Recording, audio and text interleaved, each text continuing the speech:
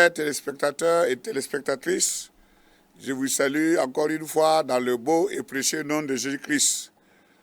Demeurez bénis, vous qui êtes toujours à l'écoute de cette émission, La Voix du Christ par les ondes. Nous sommes heureux d'être ensemble encore afin de parcourir la parole de Dieu.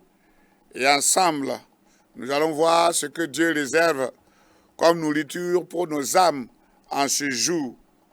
C'est ainsi que nous allons aborder un thème si important qui est que nous devons rechercher les choses d'en haut. Rechercher les choses d'en haut parce que si nous sommes dans un corps, nous sommes des êtres spirituels créés à l'image de Dieu et nous devons marcher selon la volonté de Dieu. Il est vrai que le péché est venu dénaturer un peu ce que Dieu a créé depuis le jardin d'Éden. Mais Dieu avait la solution et nous a donné la solution en ce que pendant que nous étions encore morts par nos péchés, Christ est mort pour nous et nous a ressuscités avec lui. C'est pourquoi nous allons voir dans la parole de Dieu ce que Dieu veut nous dire en ce jour. Ainsi donc, si nous ouvrons nos Bibles dans le livre de Colossiens, Colossiens 3, à partir du verset 1. Il est dit, si donc vous êtes ressuscités avec Christ, recherchez les choses d'en haut, où Christ est assis à la droite de Dieu. Ainsi donc, Christ a accompli l'œuvre que Dieu voulait qu'il fasse, afin que, venant du ciel, il puisse vivre sur la terre et accomplir la volonté de Dieu, attirer le royaume de Dieu sur la terre et créer les conditions pour que l'homme puisse échapper au châtiment que procure le péché. Car le salaire du péché, c'est la mort. Mais Christ, mort et ressuscité, a résolu le problème de la mort parce que le problème du péché a été résolu. C'est ainsi donc qu'il est écrit. Si vous êtes ressuscité avec Christ, en esprit, nous devons ressusciter aussi avec Christ. C'est en espérance. Mais nous devons vivre cette réalité-là sur la terre et rechercher les choses d'en haut. Quelles sont les choses d'en haut? Ce que Christ vit, nous devons vivre cela. Ce que Christ a promis, nous devons vivre en espérance pour cette promesse-là. Et cette promesse, c'est la vie éternelle. C'est ce que la parole de Dieu dit dans Jean 17, verset 3. Or, la vie éternelle, c'est qu'ils te connaissent, toi le seul vrai Dieu, et celui que tu as envoyé, Jésus-Christ. Il ne s'agit pas de dire je connais Dieu. Il faut connaître Jésus-Christ. Si tu connais le Père, il faut connaître le Fils. C'est pourquoi il est écrit, attachez-vous aux choses d'en haut. Attachez-vous aux réalités d'en haut. Les réalités d'en haut, Dieu nous a parlé par son Fils. Dieu nous a parlé par la parole. Et la parole est à notre disposition. Il est vrai que le Fils, physiquement, n'est pas avec nous, mais en esprit. Son esprit à nous, ce qui fait que nous avons une relation avec le ciel. C'est pourquoi il est écrit, toi qui connais le Seigneur, toi qui as déjà donné ta vie à Jésus, de marcher selon les réalités d'en haut. Parce que le monde est tel que toutes les choses qui sont sur la terre tendent à nous laisser demeurer sur la terre, à ne pas croire qu'il y a quelque chose de meilleur en haut, parce que nous ne voyons pas les choses d'en haut, nous voyons les choses de la terre. Attachez-vous donc aux réalités d'en haut. Attacher, c'est quoi? Ce n'est pas s'approcher, ce n'est pas se coller, c'est s'attacher. Comment je peux m'attacher à quelque chose s'il n'y a pas quelque chose qui me lie? Et ce qui peut nous attacher aux réalités d'en haut, c'est le Saint-Esprit. L'Esprit que donne Jésus.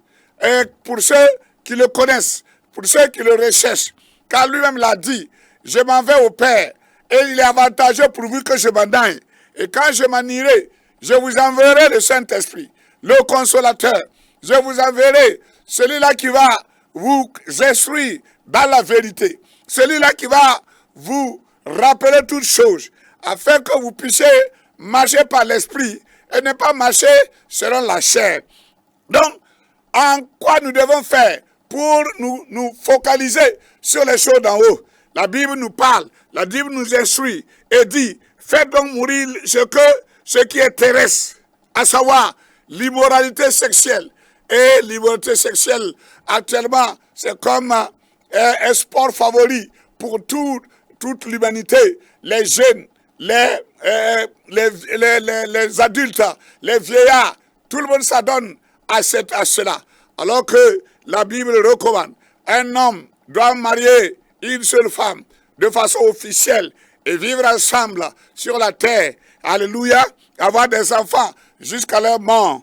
Mais combien sont dans des infidélités, que ce soit les hommes ou les femmes mariées, que ce soit dans la fornication, les jeunes qui veulent goûter au sexe de façon prématurée. Ça veut dire que vous liez votre âme pour l'enfer. Et c'est en cela que vous appliquez les choses terrestres. Or, nous disons ici, par la parole de Dieu, que nous devons appliquer les choses d'en haut.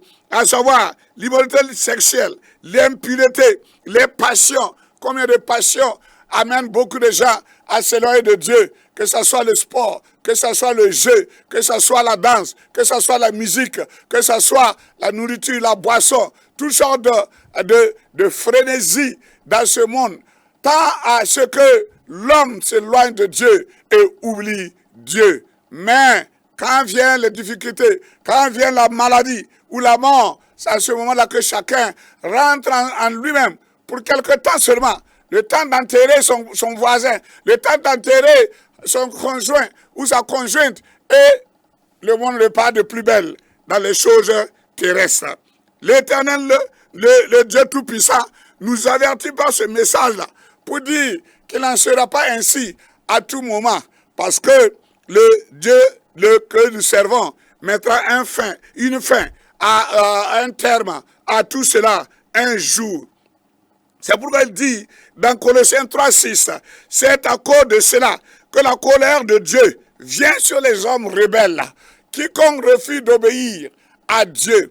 Alléluia, parce que la parole que nous lisons, elle vient du ciel, elle vient de Dieu, car comme il est écrit, alléluia, dans Jean, chapitre 1, verset 1, au commencement était la parole, et la parole était avec Dieu, et la parole était Dieu. Et cette parole nous a été envoyée à travers le Fils sur cette terre. C'est pourquoi nous devons veiller à voir en quoi nous pouvons manifester les choses d'en haut, pour que nous puissions avoir une relation permanente avec le ciel.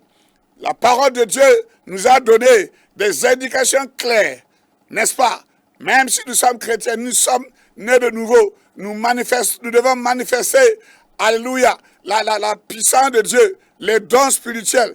Mais à cela, il y a ce que l'Esprit de Dieu doit nous attacher. L'Esprit de Dieu nous attache aux choses d'en haut. Et ces choses d'en haut que nous devons manifester sur la terre, quand même nous sommes sur la terre, nous devons avoir le fruit de l'esprit. Le fruit de l'esprit, c'est ça qui va amener à une croissance en Christ. C'est cela qui doit nous amener à une maturité. Galates 5, verset 22 nous dit, et le fruit de l'esprit est manifesté par plusieurs aspects que nous allons essayer de parcourir rapidement durant le temps qui nous est imparti dans cette émission. Donc, premièrement, la Bible cite l'amour. Qu'est-ce que c'est que l'amour? L'amour, c'est la preuve d'être un disciple de Christ. Parce que l'amour véritable vient de Dieu. Parce que Dieu est amour. Les hommes tentent de manifester, même ceux qui ne connaissent pas Dieu tentent de manifester l'amour. Mais c'est une simple hypocrisie. C'est un simple mensonge. Parce que c'est un sentiment qui vont manifester jusqu'à tout va bien. Quand vous recevez et que vous pouvez donner et que ça reste dans vos intérêts personnels, cela, ce n'est pas l'amour. Parce que l'amour va au-delà de cela. Ce que dit la parole de Dieu, nous devons associer à l'amour la discipline. La discipline. Nous ne devons pas marcher comme un homme animal, est attiré par notre instinct, par notre désir charnel, à faire les choses qui plaisent à notre corps, qui plaisent à notre intelligence, qui plaisent, alléluia, à notre vie naturelle. Mais au contraire, l'amour doit être associé à la discipline et à l'obéissance. L'obéissance, comme dit la parole de Dieu, vaut mieux que les sacrifices.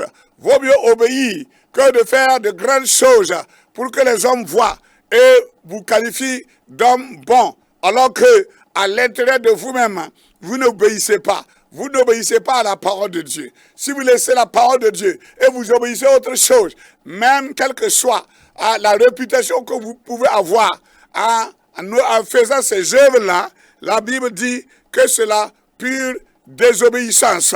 Si vous faites même des bonnes œuvres, même si vous coupez votre corps pour partager, vous faites de la philanthropie, si vous faites de l'humanitaire à l'excès, alléluia, et que tout le monde vous apprécie, tout le monde court après vous, chaque matin, chaque soir, si vous n'avez pas Christ, cela est comme du vent. Aucune œuvre n'est bonne sans Christ. Aucune œuvre n'est bonne sans la nouvelle naissance. Je vous l'ai dit, c'est parce que je vous aime aussi comme Dieu vous aime. Et vous devez comprendre ce langage-là, afin de marcher selon les choses d'en haut. L'amour grandit avec la connaissance de Dieu. Si tu ne connais pas Dieu, tu ne peux pas manifester l'amour. Ce sera un amour charnel, mais qui finira toujours dans des conflits, dans des situations de vengeance. Philippiens 1, 9 nous le recommande. Donc, pour manifester l'amour de Dieu, nous devons haïr l'amour de l'argent. Parce que l'amour de l'argent amène beaucoup de gens à commettre des traîtres, à trahir, à être infidèles, à être des voleurs, des ravisseurs, pour pouvoir s'enrichir, à brimer des veuves, à brimer des orphelins, pour s'enrichir coûte que coûte. Mais quelle que soit la quantité d'argent, les quantités de richesse que tu amasseras, si tu n'as pas l'amour de Dieu dans ton cœur, tu es dans un désert. Deuxième élément, rapidement, la joie. La joie. La joie du Seigneur est ma force. Alléluia. Toute chose sur la terre nous conduit à la tristesse. Nous ne devons pas nous attrister si nous sommes de Dieu. Nous ne devons pas nous attrister comme si nous ne connaissions pas le Seigneur. Et nous devons manifester la joie. Alléluia. La joie ne veut pas dire que tout va bien, mais la joie veut dire que nous sommes en relation avec Dieu. Et cette joie-là, nous tirons cela du Seigneur. Nous ne tirons pas la joie des femmes ou des hommes. Nous ne tirons pas cette joie de l'alcool ou de la bonne nourriture. Nous ne tirons pas notre joie du luxe ou d'autres choses, de dépravation humaine. Mais nous tirons notre joie de Dieu, car c'est Dieu qui est celui-là qui nous donne la joie. Philippiens 4:4 nous le dit, réjouissez-vous toujours dans le Seigneur. Je vous le répète, réjouissez-vous. Alléluia. Il y a toujours des sujets de se réjouir. Ceux qui ne savent pas se réjouir, au contraire, savent se plaindre, savent murmurer. Ils sont toujours tristes. Et la tristesse est communicative. La tristesse contamine l'entourage. Donc, même quand quelqu'un peut être dans la joie, celui qui est dans la tristesse s'énerve et peut même provoquer une bagarre à cause de cela.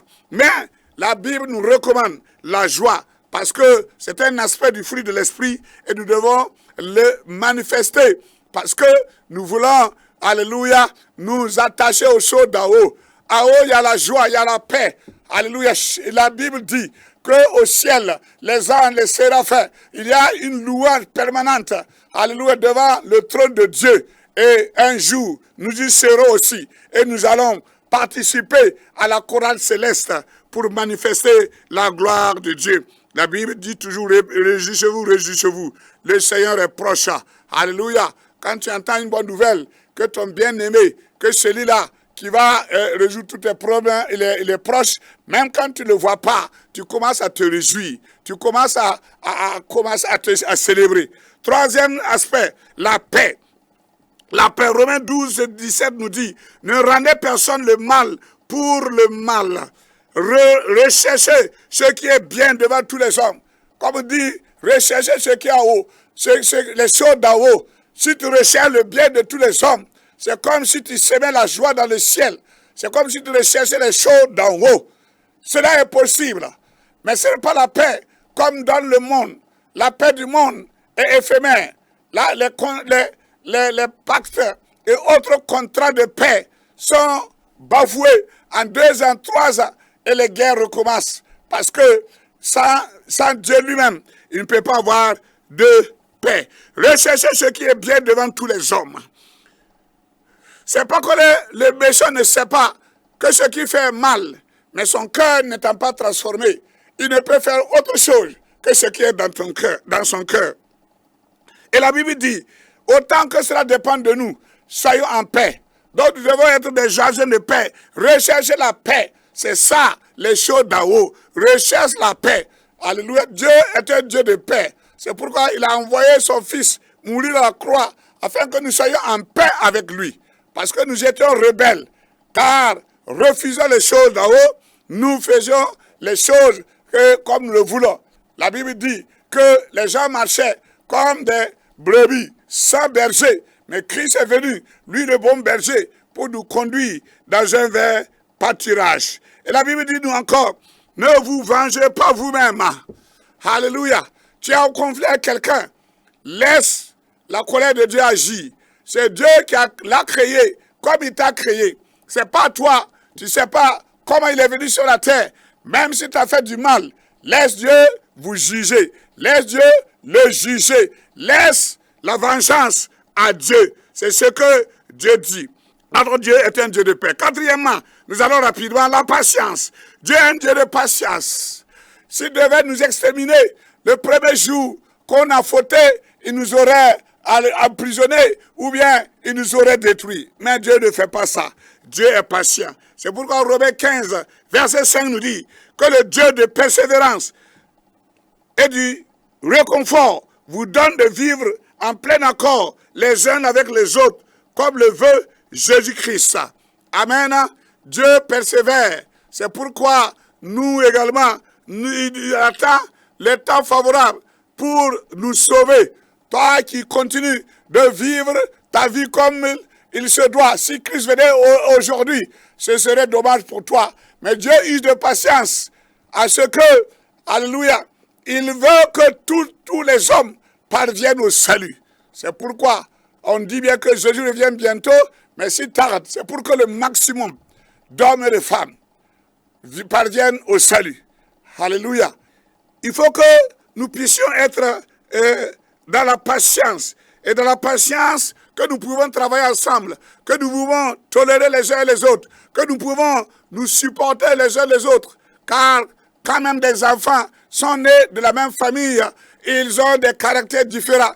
Et le père est oublié de manager les garçons, les filles, et de telle sorte que la paix puisse demeurer, la patience puisse prendre le pas, alléluia, sur l'excitation. Il y a la bonté, alléluia, 2 Corinthiens 6, 4. Au contraire, nous recommandons nous-mêmes, nous recommandons nous-mêmes à tout point de vue, comme serviteurs de Dieu. Serviteur de Dieu, je vous parle. Si tu es serviteur de Dieu, on doit avoir la bonté partout dans ta vie. Ça doit être ton caractère, ta nature. Alléluia. Allons, pour terminer vite, et la bénignité. La bénignité, c'est dans les œuvres, dans les faits. Alléluia. Nous devons répondre au mal par le bien. C'est ça. Alléluia. On va au-delà de ce que les hommes nous demandent. Les hommes nous pressent pour demander. La Bible dit, Jésus-Christ même a parlé en disant, si quelqu'un te force à faire 1000, fais 2000. Si quelqu'un veut prendre ta tunique, donne lui-même le manteau en plus. C'est ça, la bénignité. Alléluia. Tu dois aller au-delà pour que les gens sachent que tu n'es pas seulement terrestre. Tu es un être céleste. Tu es un être spirituel qui obéit au langage de paix de Dieu. C'est ainsi que nous devons faire. La fidélité, oh, quel mot tellement profond, mais rare de nos jours. Alléluia. Oh, notre pays s'appelle le pays des hommes honnêtes, des hommes fidèles. Mais qu'est-ce que nous trouvons? Est-ce que c'est la fidélité? Est-ce qu'il n'y a pas de trahison? Est-ce qu'il n'y a pas de complot? Est-ce qu'il n'y a pas de haine? C'est ça le problème. 2 Samuel 22, verset 25. Vous pouvez noter et lire et méditer. Alors l'Éternel m'a traité conformément à la justice, à la pureté qu'il a vue chez moi. Quelle pureté Dieu voit dans ton cœur? Quelle pureté Dieu voit dans tes actes, dans ta relation avec tes enfants, dans ta relation avec ton mari, dans ta relation avec ta femme? Quelle pureté tu as avec ton patron au service? Ou bien tu le critiques derrière lui? Ou bien ta relation avec ton pasteur? Oh, combien sont vraiment traîtres aujourd'hui? Le temps qu'on tourne le dos, voilà, les gens pensent à eux-mêmes. Ils pensent ni au groupe, ni aux responsables que Dieu a mis devant eux. Dieu cherche des serviteurs fidèles, comme Abraham, Moïse, Daniel, Paul. L'homme fidèle respecte, doit respecter un certain nombre d'aspects. Je vais les citer rapidement. L'homme fidèle doit garder un secret. Si tu ne sais pas garder un secret, si ton compte l'a dit aujourd'hui, demain tu vas raconter à 3-4 personnes, tu n'es pas un homme fidèle là. Alléluia. Et tu ne peux pas être un leader. Un homme fidèle là ne ment pas. Il ne ment pas à cause d'un intérêt. Il ne ment pas pour préserver sa réputation ou préserver une relation. Il ne doit pas mentir. Alléluia. Et c'est ça le caractère des leaders. Allons vite, la douceur. Jacques 3, verset 13 à 17. Lequel parmi vous est sage et intelligent, qu'il montre par un bon comportement ses œuvres en peine de douceur et de sagesse. Même si tu as une raison de réagir violemment, sois doux, ne réagis pas. Alléluia. Beaucoup réagissent et se disent que c'est mon caractère comme ça. Non, tu dois changer ton caractère avec celui de Jésus pour être un caractère doux. On a frappé, on a flagellé Jésus. Il n'a pas répondu, il ne parlait même pas. On a tiré sur sa barbe. Alléluia. On ne lui a rien dit. 39 coups de fouet sur son dos. Il n'a rien dit. Il sait ce qu'il cherchait. Mais aujourd'hui, il est le roi des rois. Il est le Seigneur des seigneurs. Alléluia. Il est parti, il reviendra. Amen. Il a supporté la douleur patiemment parce qu'il y avait la douceur. Et pour terminer, la tempérance. Proverbe 16, verset 32. La lenteur et la colère vaut mieux que l'héroïsme. Combien s'énerve. Et quand vous vous énervez, vous produisez des dégâts. Vous sortez des paroles que vous ne devez pas sortir. Vous révélez des secrets dans la colère. Vous proférez votre haine. Et cela conduit forcément au meurtre. Alléluia. C'est pourquoi la Bible dit, alléluia, que la colère de l'homme n'accomplit pas la volonté de Dieu. Donc, nous devons être là à la colère. C'est ça, la tempérance. C'est pourquoi ceux qui sont tempérants, il est dit que c'est ceux qui seront maîtres de soi et qui vont s'emparer des villes. Alléluia. Ne soyez donc pas nombreux à vouloir devenir des enseignants parce que là aussi, c'est ce que la parole de Dieu dit. Jacques 3, verset 1 à 2. Alléluia. L'enseignant doit être patient, doux. Suivre quelqu'un du CPR jusqu'à l'université. Suivre un chrétien né de nouveau jusqu'à ce qu'il devienne même pasteur ou docteur et qui même tu dépasses et tu continues d'enseigner dans la patience, dans la tempérance. Alléluia. Parce que l'enseignement prend du temps. Et c'est ça.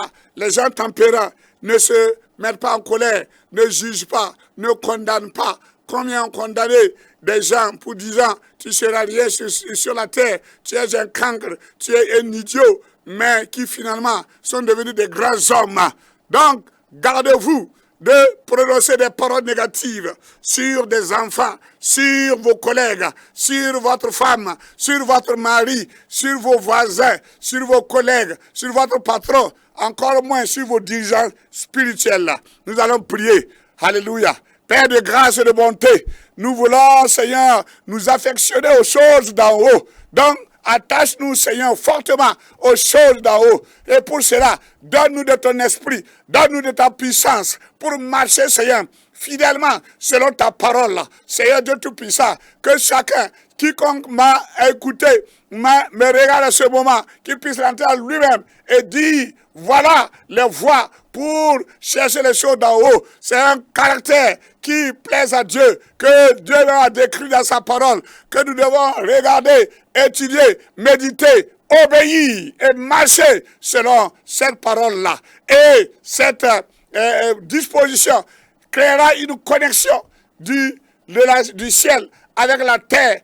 Et nous serons sur la terre, mais nous obéirons aux instructions qui viennent du ciel. C'est ainsi que par cette parole, que par cette relation, des choses extraordinaires, des miracles s'accompliront, des âmes seront sauvées, des vies seront transformées, des vies seront restaurées, que vos vies soient restaurées parce que vous recherchez les choses d'en haut. Allez quitter les choses de ce monde, ne vous mêlez pas. La Bible dit nous sommes dans ce monde, mais nous ne sommes pas du monde. Alléluia. Réfléchissez à cela et attachez-vous simplement. Recherchez le Saint-Esprit. Recherchez le Saint-Esprit et marchez selon l'Esprit. Et que la grâce de Dieu demeure dans vos vies. C'est au nom de Jésus-Christ que j'ai prié.